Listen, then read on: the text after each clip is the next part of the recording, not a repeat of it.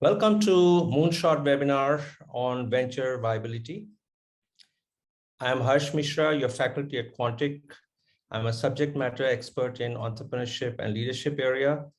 Before Quantic, I have been associated with business schools in the area of entrepreneurship, leadership, strategy, and global business at universities in the United States, and have visited and worked with institutions around the world. More interestingly, I have had a spell as an entrepreneur in the domain of entrepreneurial learning, and I have mentored scores of early and advanced level stage startups to help build the entrepreneurial ecosystem globally, starting with the New York region. I've also had the experience of working for MNCs and have always kept my interest in startups since the early 90s. So first, let's spell out the Quantic context for this webinar. We have observed that a large number of capstone projects at Quantic EMBA program have been entrepreneurial in nature. Hence, the idea of Moonshot came along to encourage several of these entrepreneurial ventures so that they revive and make progress in their real world. Quantic is to be a catalyst that further ignites your entrepreneurial potential and aspirations. So it is not just the dispensing of the prize money / investment to the winning startups, but also to further activate your entrepreneurial process journey is the objective. So why viability as this webinar's topic? Viability is the first evaluation criteria to be used by both Quantic faculty, your peer group at the second stage of shortlisting, as you would have learned, as well as the guest experts who will evaluate the ventures for Moonshot competition.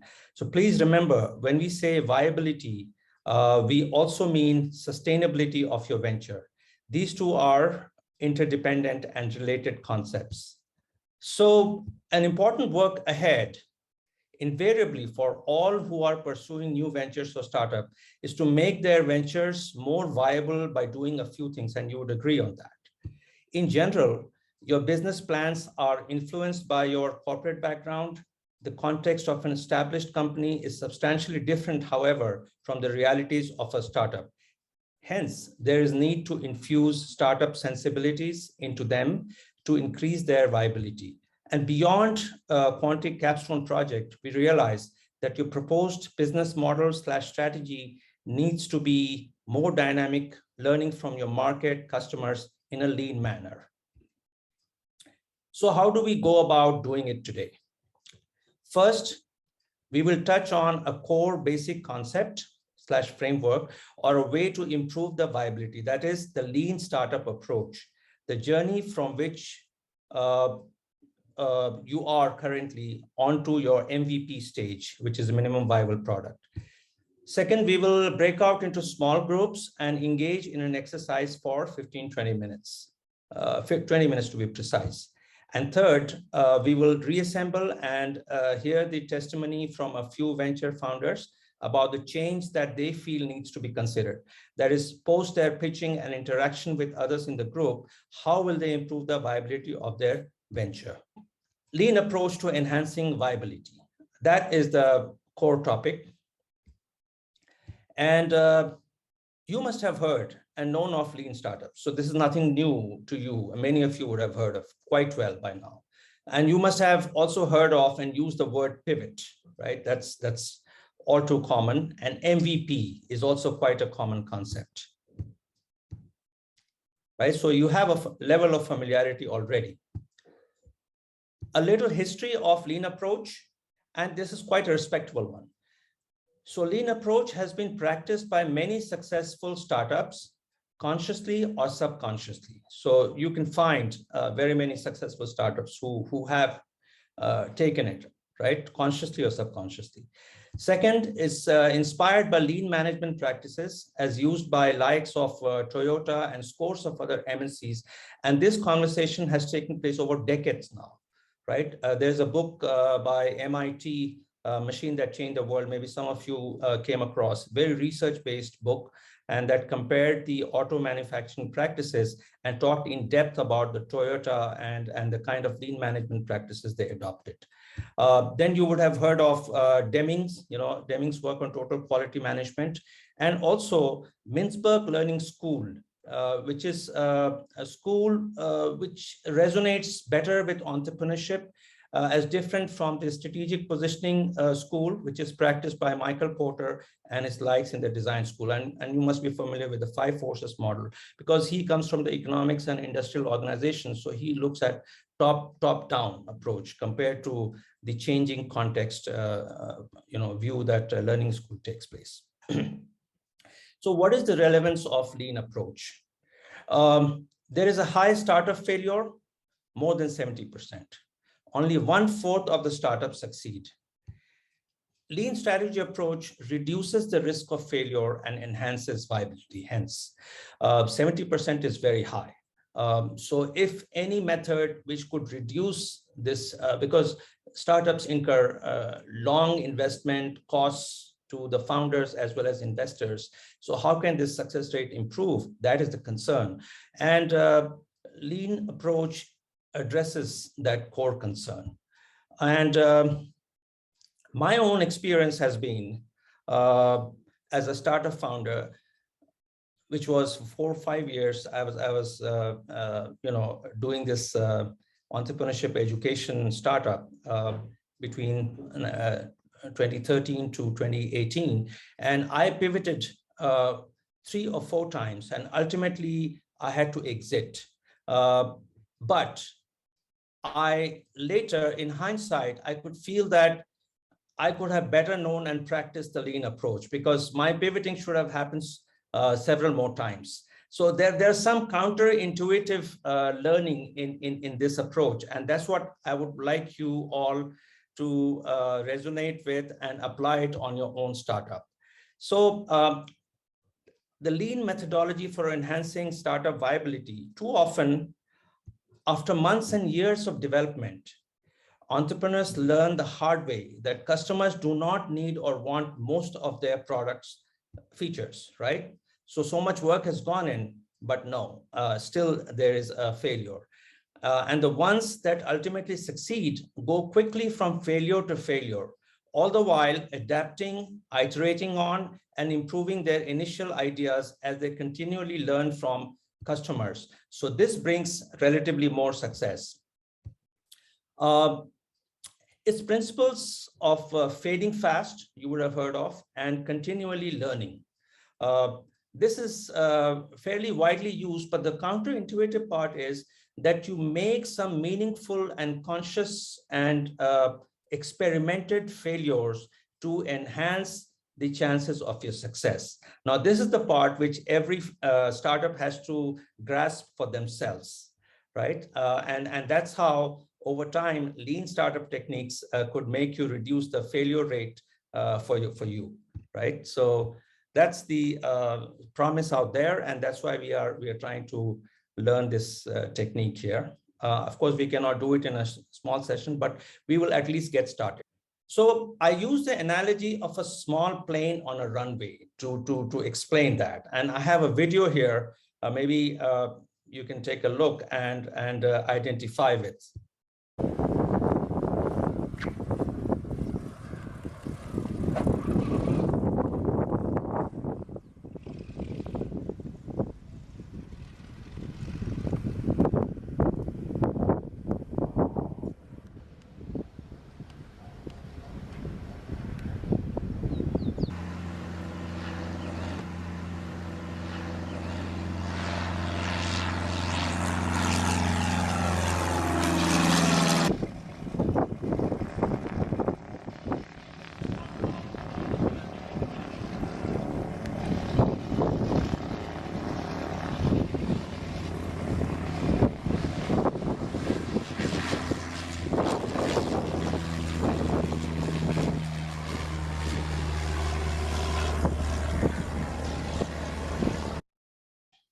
So the analogy of a small plane on a runway. So what is the lean methodology for enhancing startup viability? Let me use this analogy This talks about speeding to take off a small plane, a short and limited airstrip, mind you, dealing with the wind to get a lift. It is a process. It has to strategize constantly, pivot continuously, maximum number of pivots at shortest possible intervals, and value creation by the small airplane here is to conserve resources rather than burn out fuel meaningfully to give necessary speed, momentum for takeoff on a small airstrip. So this video essentially is to instigate a paradigm, a sort of a metaphor to draw that analogy between your startup situation and the small plane taking off. And you can draw, for example, pivoting is how a small plane maneuvers, let's say, the uncertainties, right, of the wind and the change in the direction of the wind, and they have a small strip, right? That's the idea. Of course, you can try to personate it in a better analogy, like planes taking off from an aircraft carrier, that's really limited. So, the need for a continuous pivoting is paramount, right? So a small airplane on a runway speeding to take off, that's one element of it, and that it has a short and limited airstrip, that it is dealing with the wind to get a lift, and it is constantly strategizing and pivoting. And as a startup founder, I hope you can feel like a pilot of the small plane. Your mind must be working like the lean approach, right? If you can resonate with it. There are numerous, but one example I can share, the Blue River technology that came up with the idea of robotic lawn mowers. And that was for commercial usage, like in golf courses. But using the lean methodology, it moved from commercial spaces as the market to farmers as the market. And they found a huge demand for an automated robotic way to kill weeds without chemicals. So this is the sort of a niche area they found, and this startup is doing quite well. The essential trade-off, a very significant strategic nature trade-off, and this the startups often find, and if they can manage this trade-off well, which is between persevering on the same strategic path versus pivoting as necessary after strategic learning and as a rhythmic decision making. So we can actually understand this from this analogy from the Learning School of Strategy. And what you see here is every startup has an intended vision and they want to realize it, and they have a deliberate strategy, a path to reach from intended to realized, and they persevere along the way.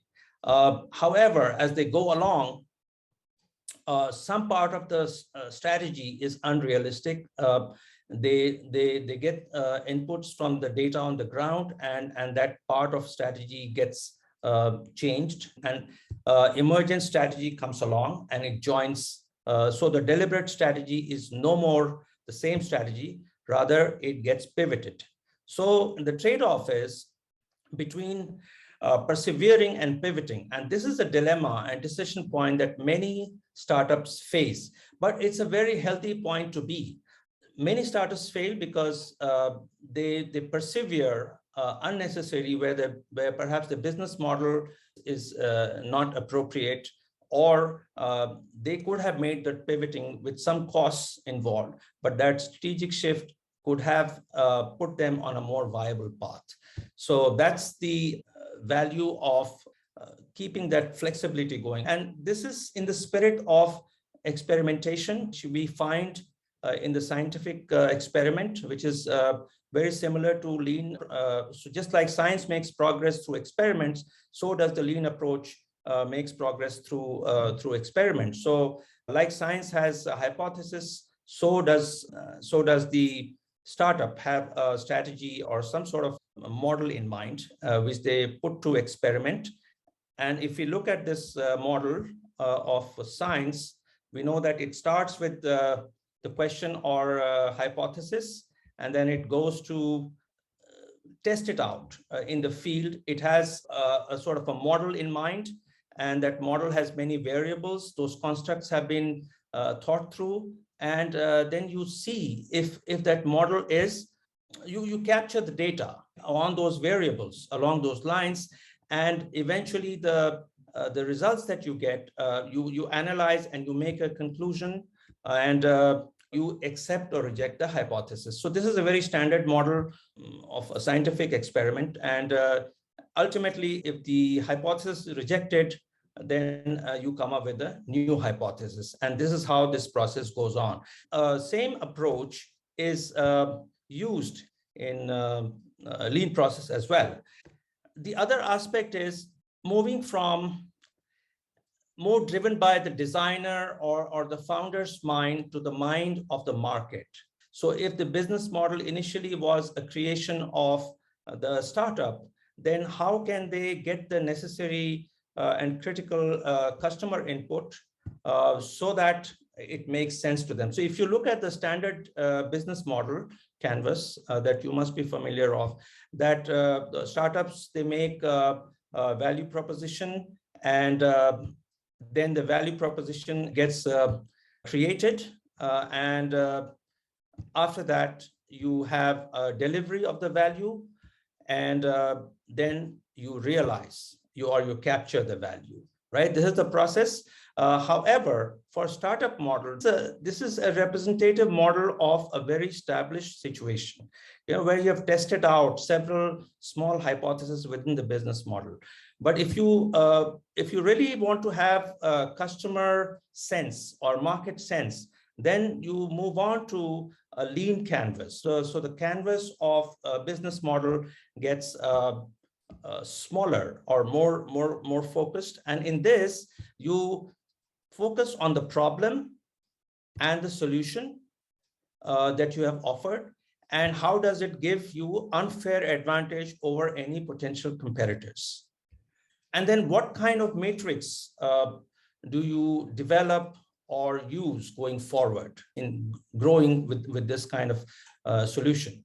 So that's the basic lean canvas that startups use to get some meaningful customer input to improve. And this exercise would actually, that we would do today in breakout rooms, would try to at least bring in one very brief opportunity to take this lean canvas in practice. So we know that search for a business model versus executing a planned business model, that is the shift.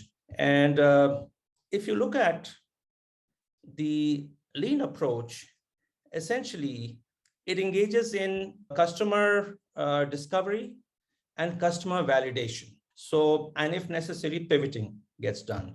Compared to the models which are established, there you have customer creation and company building. So the startups could be experiencing at a little advanced stage, maybe after Series A, Series B funding. But essentially, listening to customers would amount to even at the search process by the startups. And you can see that through another diagram here, the searching for a business model versus executing against a design planned business model. This is the process that takes place. And here you can see that the initial planning is happening as per the requirement. And there's an initial analysis and design which gets implemented, gets tested in a scientific way, and gets evaluated. And this entire first circle would give rise to an advancement towards a minimum viable product, because it will give the kind of customer feedback so that you can move on to the next, where you again repeat the circle and keep advancing until you get to the point of minimum viable product. So that's essentially the process of lean startup or lean approach used by startups.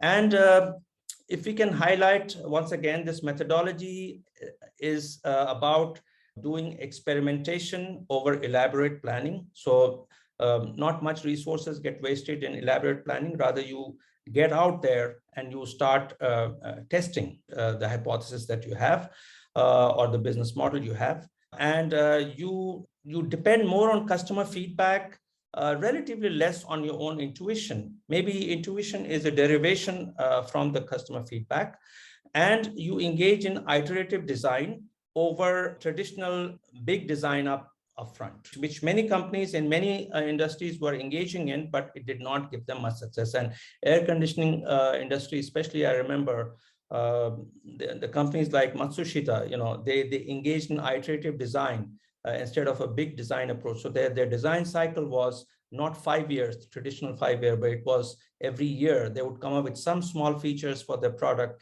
and introduce it in the market. And before you know, in 6 years time, they became the market leaders, right? And this I'm talking about maybe a decade and a half back, but you would find examples like that in many other industries. The other recap of this concept lies in MVP and pivoting. So these concepts, as it is understood by you as founders and as it is practiced in your startup, I think the derivation part is more important than the theory part. So to some, agile development, you would have heard of, that is practiced in many product development startups or companies, and that eliminates wasted time and resources by developing the product iteratively and incrementally. It is a process by which startups create the minimum viable product they test. So you would see the agile process also very naturally used, but not to maximize the locals, but to really apply it all across the business model that you have come up with. And the tech industry's traditional linear product development approach needs to be replaced, hence by iterative agile techniques. And the last point here is that the stealth mode, which is also common, this is declining in popularity, especially among the startups which practice lean approach. For them, what matters is customer feedback more than secrecy. That constant feedback yields better results. So these are the reasons why we use the lean startup, at least the successful startups use the lean startup methodology. Now, we will go into the breakout session. And let me first spell out the objective. The objective of the breakout is to have your venture gain impromptu external input from your peer group in your room to serve as a proxy for your representative market. And one among you in the breakout group will pitch your startup to the people in your breakout group, describe to your peers what problems you solve and what solutions do you have. So the people in the group will then give their inputs or views on your venture's chosen problem or pain point and your solution. And specifically, as we have the pointers here, is you have to give feedback. What you heard truly as a problem, is it truly a problem in your view? Or will you as a peer intensely value the offered solution for that stated problem? And ultimately, would you be ready to dispense your valuables, that is your money, to purchase or consume it? So that's the ultimate test. So in your reaction, you need not be too friendly. So somewhere you have to do that objective evaluation, give the feedback so that the founder of that venture can walk out with some value. That is the forthrightness and honesty that is practiced in the lean approach. And is different from family and friends that you would have heard, who generally try to encourage you despite what products or value that you're planning to propose. And then the pitching founder will evaluate that feedback he or she receives, and they will take down notes of any shifts or changes in their solution that may come as a result of inputs or feedback from their peers in the breakout group session. And in the post breakout session, we will all reassemble. As many startups from each pitching group will tell us in 1 minute, you would have that room written. So try to, the founders, first you have to quickly select a founder from among your group who's willing to pitch. And that founder essentially pitches the problem and the solution. They articulate, they pitch it to the group. And then the group really considers what is the merit and how viable is the solution that they are proposing. So that discussion will take place for 10, 15 minutes or 20 minutes. And then you, founder, meanwhile, keeps making note of it. You come back, and few of these founders would present in front of everyone. And hopefully we can accomplish all this within the time frame. I know that depending on how many people have already joined in, we can have more or fewer number of groups. So the number of presenters could also be either reasonable or it could go higher, but we'll see how we manage that. So now I would ask you to break out. I know it has been a very sort of compressed exposure to the lean startup approach. I know you would have heard of it, but we just try to capture the drama of it. Now, therefore, whenever I mentor any of the startup, I use some of the analogies and metaphor. In this case, I shared the analogy of a small plane taking off, and how do they strategize? You know, because against all odds and uncertainties, because they are a single engine plane, a large number of failures can happen if the weather, especially, is inclement. And we know that the startups, that's the first thing they face. They face extreme uncertainties. They are charting absolutely a new course. If you're taking a blue ocean approach, then you are charting a new territory, right? You're almost like a voyage, like the Columbus on it. So changing meaningfully, strategizing, and making those timely and frequent pivots did not start on a good footing. It's better to fail and maybe take on something else, you know, maybe another venture. So the serial entrepreneurs are born out of learning from failures, you know, because they learn about the context very intensely. That's the value of this approach. You know, you put yourself into a courageous process, an honest process, and a scientific process, and you reap the benefits of that through success in your startup. So that's how we could quickly touch on. So let's break out now. Let me wind up the presentation here. Okay, so I'm back. I can see people have begun to come back. We just wait another 10, 20 seconds and everyone will be here. Okay. Welcome back from the breakout session, and hope you had a productive time interacting and providing input to the pitching venture founder. I hope you quickly, someone among you volunteered to pitch, and I really appreciate, and everyone should. I visited each room and got a sense of what was being discussed. So I felt there was a lot of diversity there, nature of interaction. The ideas were diverse, and it was largely, I would characterize it as a relaxed environment. And I would put the caveat here that brief sessions can also be very intense, because probably you may not find the opportunity to get that critical input from the market, anybody who represents the market. In this case, your peer group did. So it's a good match between a mix of the intensity plus relaxed, so that people can give thoughtful and honest feedback.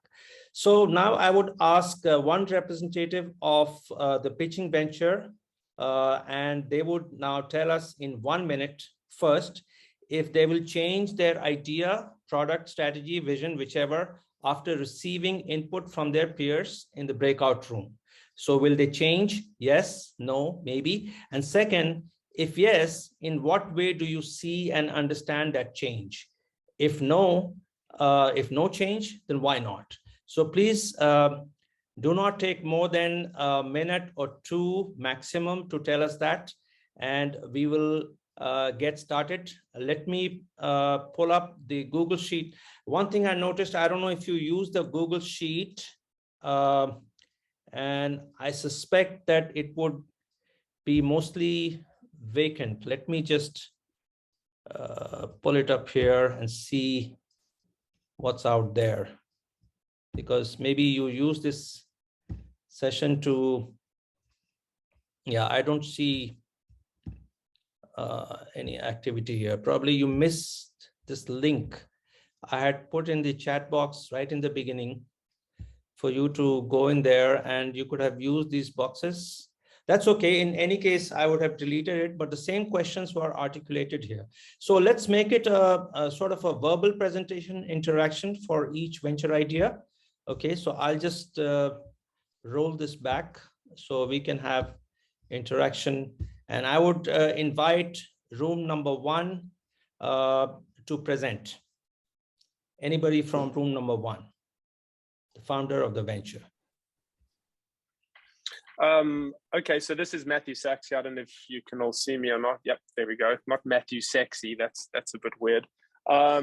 So we had 2 presentations. I presented one. We didn't get to a point in time where I felt that I needed to change anything, but there were certainly some very good comments that came back that allowed me to think about things that I need to take into account, or we need to take into account when we come to put together the full business plan. There are certain questions that need to be answered, and getting their feedback was helpful, but there was nothing that required a pivot or anything at this moment in time.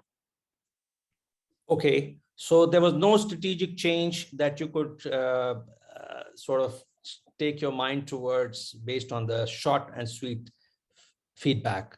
They were all aligned with your idea. Is that what you say? Broadly, they were aligned with it. They saw the prospects. I'm not sure I could confirm or deny that at this moment in time. I think that they understood what we were trying to achieve, but I don't know. I didn't get a sense of people were either for or against it. I think we had only just started, and so people were trying to understand what it is exactly that we're doing, and had we calculated certain elements that were necessary to prove the credentials of the project, and the answer was no, not yet. So we hadn't gone past that point. Okay, Matthew. Now, how much you get out there close to your market and try to extract any sort of a honest comment and feedback and reactions from them? Sorry, I'm not sure I understood the question. How much do you go out from your zone to your market, with your solution, and trying to get input from them? So we're at the beginning phases of putting it all together. That's part of the plan. So having done the business entrepreneurship module as part of the specializations, one of the important parts will be the MVP, and making sure that we have at least a target market that can see the value in it and buys into the story that we're trying to narrate around our product and why we think it's important. So no, we haven't done that yet, but yes, we will do that. Okay, yes, earlier the better, and more you get out there and more you iterate, closer you would be to taking a lean approach, right? So you would see that some of these maybe useful strategic shifts could begin to happen early, and you may get to a point of a pivot or a few pivots early in the game, right? That would improve your viability. So that's the basic message of our session today. Yeah, great. Okay, Matthew, thank you very much. From room 2, who's there to present? Yeah, this is I presented an idea to the group. Hearing a lot of feedback. I think we were cut short Monday. Sorry, I think you were giving me some feedback too, but it caused me a minute of I got to step back and look at the technology solution that I was thinking of, and perhaps go back and have someone who's a little bit more technical look at this. Yes. Khalid, can I just request you for a moment, because I know you talked about your problem and solution to your group members, but this is yes. Everyone here. Can in 1 or 2 lines just pitch your idea, and then you can comment on what you got from. Oh yes, I'm very sorry. Yes. So basically the idea is a payment solution, a B2B payment solution within the hospitality industry. Okay. To travel agents, private jets, and suppliers of that nature. It's a just-in-time product, which is the whole key to the product, okay. And the USP that belongs to it. The sales and marketing part of this is quite well thought out, because naturally that's my background. where naturally not my background is technology. So although the idea is there, I think Mohammed also and some others who were in the group who are more technically sound said, you know, you really need to look at WorldPay and some other people who do solutions of this nature, and perhaps look at a white label as part of the back end of the technology, which will make it leaner to begin and a lower investment to do the trial and error. So I need to go back and look at that part of it. And I'm already engaged in customer feedback. Some customers have told me to change some ideas that wouldn't work for their business. Some of the bigger suppliers that I've talked to. And I've known them for 15 years, so that really helps. They have an honest, transparent relationship, so they can tell me what works or doesn't work for them. Yeah. Okay, Khalid. So I think you had, and I had a peep into your room, some experts in your fintech area, right? Who could give you some useful feedback. And when they say going leaner, you know, this also has the connotation of saving resources, right? Less costly, lean, that word. But in this case, we are also talking about how do you align with the market, right? As to, first of all, your market is not well defined, but whichever market to discover and which would be your potential market, I mean, are you really aligned to it? You know, that's the exercise of leaning. And of course, there's with the resource consciousness, but I think you got good input, and you should be on a lookout for more such as a way of life, right? I know that we could go more in depth to discuss about your space and anybody who's going to present, but we'll move on now. We got a sense, but in one line, Khalid, is there anything that you would take away from this room, which would perhaps instill any change in your approach? I think it's very important to know nothing going into a situation. I'm an expert in certain parts of this industry, but I'm not an expert as an entrepreneur. So I always taking away from everyone more information. So I thank everyone for letting me listen, because it tells me how little I know about certain elements of the technology. Thank you for that. Excellent, excellent. Actually, you said you're learning to be an entrepreneur, right? I think that word learning itself gives you the mindset necessary for lean approach, right? So otherwise, I see and I run into where somebody knows it all, right? They have very perfect solution and they want to take it to the market. Quite often they end up in a challenging situation, right? Because they haven't done much with the market. Either they go to the wrong market. So I like the learning statement from you, you know, where that will say that you'll be more open to strategic changes. So I see potential ahead, right, with this mindset. Thank you, Khalid. Okay, Thank wonderful. Room 3, who would like to present? Hi there, it's Lorraine here. Hello, Lorraine. My things I would change would be to work on how to take the complexity out of the pitch and how to be more succinct with the pitch. We were very much like Matthew in the beginning. We got to talk about it, but didn't really get a lot of conversation going around the challenge. We had some questions, but certainly it took too long to get the concept and the information out and to be understood, that we didn't have enough time to really dig into the individual parts of it. Yeah, there was good questions about financing and technology and other aspects, but it took too long to explain. Okay, I understand. Lorraine, that is, yeah, of course, I didn't ask you guys to come up with a prepared pitch, you know, but that is a challenge that everyone should address as they go along, right? Whatever and however complex or sophisticated idea they have. But as you can see, your group was trying to understand, right? What is your problem you're solving and what solution you're proposing? So that itself must have taken a good chunk of time, right? Yeah, and we listened to more than one to then decide which one we wanted to hear. So I think it would have been better to have it not to have that situation in this meeting here, to become prepared and say, right, here's the ideas, guys, which one we're going to listen to, so we actually have the time to have the conversation, because more of it was taken up with just conversation. So it'd have been better to know what we were coming into today, to be actually choosing those, so preempting our discussion, so we could have chosen the ones in advance. So too much time was spent deciding which one we were going to talk about. Got you. So Lorraine, I think you'll go from here and do this exercise in your mind, or through your conversations. Try to come up with that 1 or 2 liners in your mind for yourself, which would be your breaking line, and that would have the enough density and communication capability, so that even a layperson who's not familiar with your area or terminology can relate to it. That's why the pain points are the base of any idea. If you can communicate the pain point, not in a very specialized language, but as simple as possible, which has the sophistication. So I think that is a good starter for people to then begin to see your solution, right? And then sort of interact or react over it. So yeah, that's very, you can say,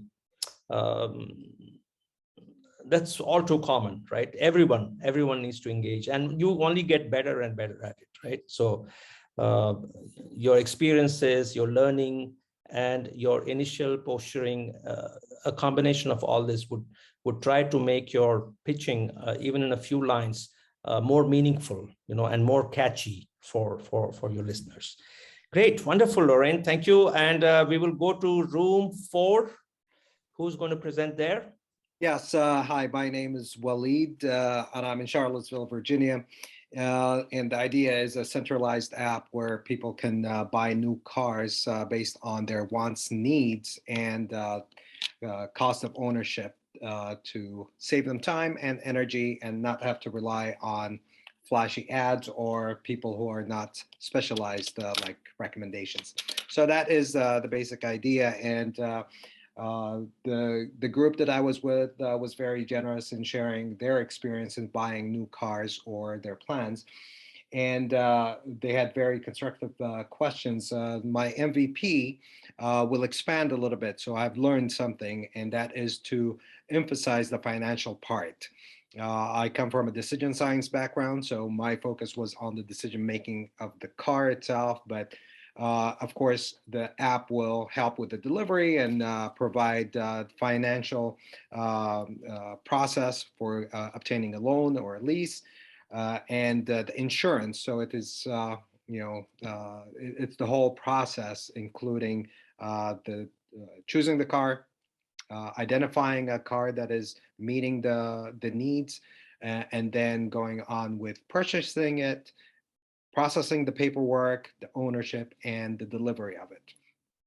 So those are the things that in the MVP will include, but I will focus a little bit earlier on the financial part. I think I'm going to bring it a little bit earlier in the process before the insurance side of the equation and the delivery, in a way that might be more helpful for the potential customers.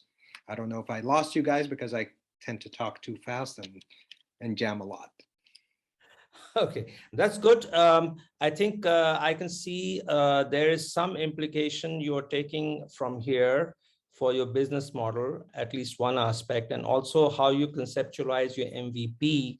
And one of the common phenomena that I have observed among startups is that a large majority of them think that they are at the MVP stage. They have an MVP. However, I would say in 80% of the cases, at least, I have seen through interaction, they realize that they have some more miles to go, right? Because MVP is a very sort of a transitional stage, after which you have embodied enough market sensibility, and you are ready to talk to any serious investor who could consider you to really test out your product market fit, or going for higher level of investment, right? Or scaling on any of those. So I think it's good that you are able to and the car industry itself or its financing is in a state of transition. I can see that at least in 2-3 countries that I have been exposed to, it is in that stage, right? And so the timing is right, but it's very complex and dynamic, right? So that means you have high potential if you really come up with the right MVP, with your correct conceptualization of what your market is. Is that truly your market? Because I often hear that my market is very big, right? To me, that makes no sense. The market is very big, because when I ask the next question, then what is your market? That's when we run into a problem, right? Because you could be actually in something else's market. Depending on your value proposition, your market would be unique, but how big is that unique? It depends on how you define your uniqueness, right? What is the value proposition you have? So that conversation always brings down the market size. So good. I learned a lot from your expression from your group. Thank you very much, Walid. Yeah. Sure. And we'll go the 5th group, room 5, who would be presenting?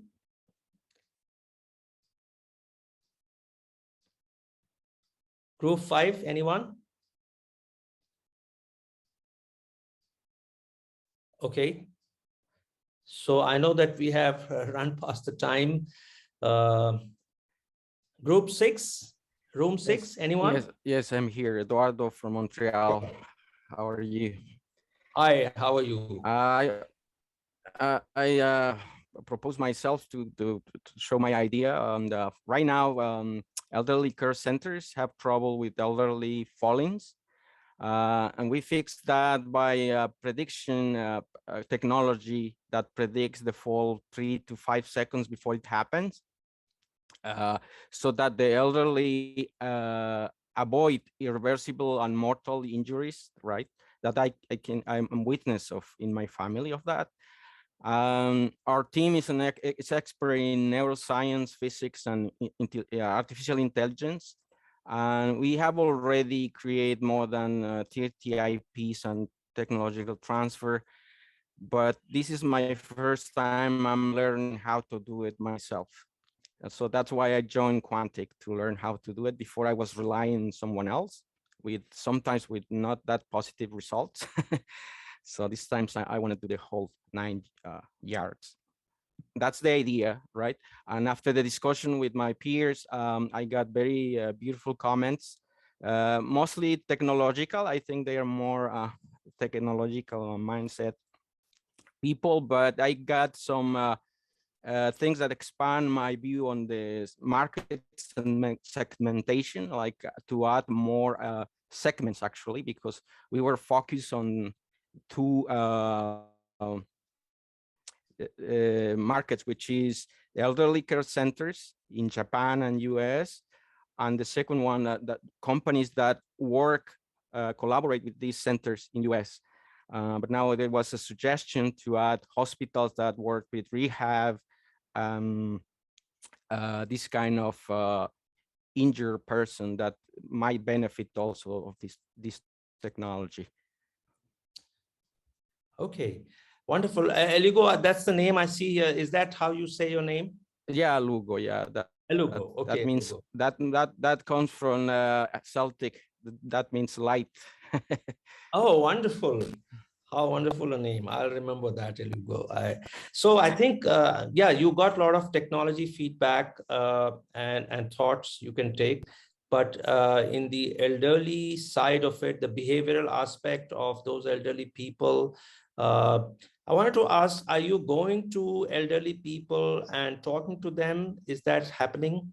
Yes, we started actually using the lean startup methodology. We have over 50 interviews with different stakeholders, from elderly people to institutions, actually. And that's why we came up with these 2 segments in the beginning. Okay, so one thing is elderly people, the other is the caretakers of elderly people, because when you talk about tech savviness, because if you have a tech product, who would be the ultimate users? Would it be the caretakers who will facilitate and enable or would it be a mix of elderly who would bring in some sensibilities, feed into their caretakers, and they'll be the ultimate users? For now, it's the daycare centers. Like they're Okay. gonna be the ones who administrate this, right? But part of the expansion can be to go directly to C, which is the elderly people, but they require a lot of education. So that's why there's more barriers going to the C instead of the B. Right. Okay, good. So I think I have seen several startups in related space for elderly care and healthcare, and using technology and platform and several products. And ultimately, their pivoting has come from the market behavior, the end user, right? And so they have gotten very useful insights in how do elderly view their health and when do they feel taken care of, and especially when technology is the interface, right?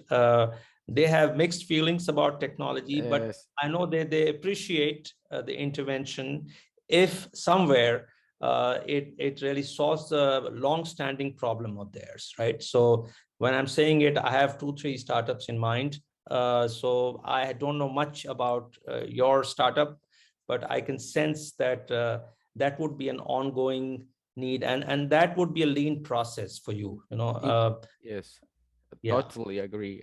We have already leaned many times on the idea, basically, but now we're in the process of money funding raised, and I'm sure we are gonna leap again, because now we are gonna test on the field. We want to test on the field right now. And if it doesn't work the way we thought, we're gonna lean towards some other segment probably. Wonderful. Thank you, Oligo. I'll remember the meaning of your name as well. Light. Yeah, that's the We all Celtic. need light. Yes.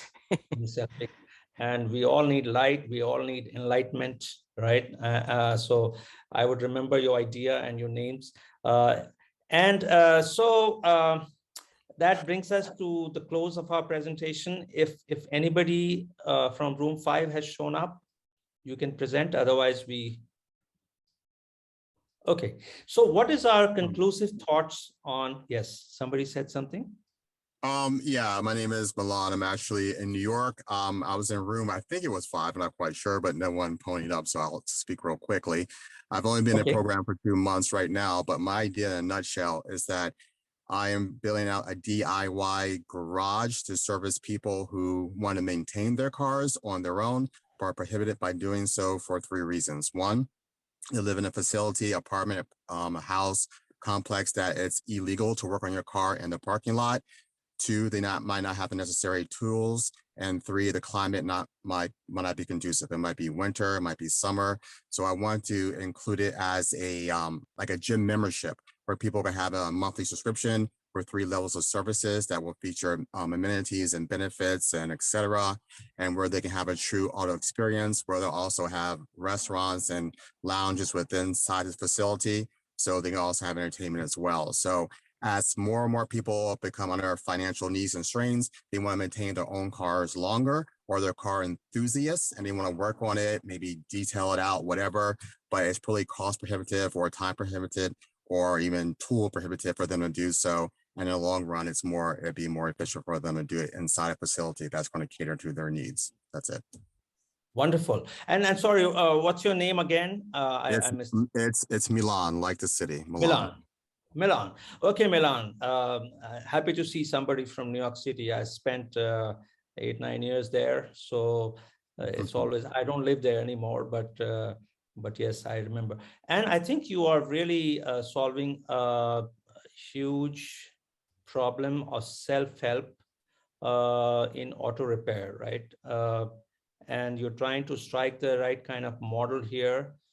So you were the one who presented in that group, and then you got some input, or you could not? Yeah, I did present my idea roughly, and there wasn't much input, but yeah. Okay, good. So maybe I think as long as you employ some of the lean process techniques or in a sort of ongoing way to make a shift in your strategic posturing about the problem area that you want to solve. Using those methodologies would get you sooner, to where you want to be, right? Yes. So maybe I'll try to share some material on lean process also with the group, because you guys are there in my email list now. So maybe I'll share some material out there, which you can Great, take thank a you. look. Yeah, just have to take care of the copyright and stuff. I have a few articles, but I'm still trying to get the copyrights of it to be able to share, right? All But right, good. great, thank you. Yeah, it's good to hear. And so what is our conclusive thoughts on today's webinar? And we'll close with that. First, I hope that everyone in the breakout room was as honest as possible, not like friends and family, because authenticity of feedback can only ensure that the new venture can use it for their re-strategizing, and if necessary, to pivot and move closer to their MVP. Also hope that you carry out the rhythmic lean process of generating or improving viability for your own venture through interaction with your external stakeholders, especially with your market, as direct to true potential customers as possible. So no beating around the bush, try to get to your real potential customer. Also that you openly and repeatedly test your hypothesis or product between the stages of your prototype and MVP. So everyone is on that path and you do it openly and repeatedly. And do a lean canvas exercise for your representative market. So stay open about who's your true market, engage with them and listen to them. That is, do your customer discovery, right? That's the most critical. And so it was good to have you all at the webinar today. We conclude the session here. Take care and stay safe.